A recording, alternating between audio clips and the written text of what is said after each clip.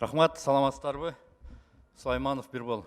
Урматтуу коллегалар, комендантский час өзүбүз киргиздик, биз талап кылып атабыз. Катуу каралсын деп ошондой талапты койгонбуз. Бул талап аткарылыш керек. Комендантский часты бул милициялар туура аткарып атышат. Бирок бул көпкө узарганга бизде мүмкүнчүлүгүбүз жок. Өкмөт вице-премьер сизге 15 апрелден ары ушундай болуп созулган болсо эл кыйналат. Мамлекет да кыйналат. Сиздер дүйнөнү кандай болуп чыгып атышат? Смартфон карантин дегенди колдонуп атышат. Южная Корея, Сингапур, Чехия колдонуп баштады.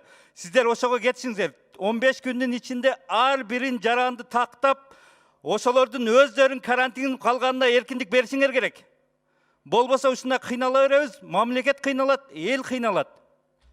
Бул айлап созулганга бизде мүмкүнчүлүк жок. Өкмөт бага албайт элди. Эл өзү бардыгы жумушунан алып койдук бүгүн. Тиричилик кылган, тейлөө жактагы иштегендер, алар эмне кылышат? Эртең бүгүн ачка калышат дагы, эртең эмне кылат? Ладно, бир ай чыдайт. Кологоңшу бар, тууган урук бар, башка бар.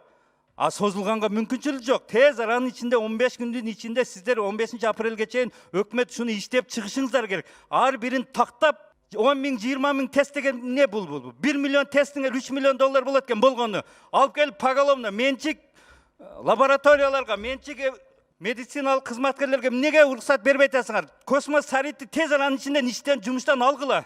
Ал өзүнүн жумушун аткара албай жатат. Кызганып, менчик медицинага вообще уруксат бербей атат. Бул эмне? Менчиктер жардам берели деп атат.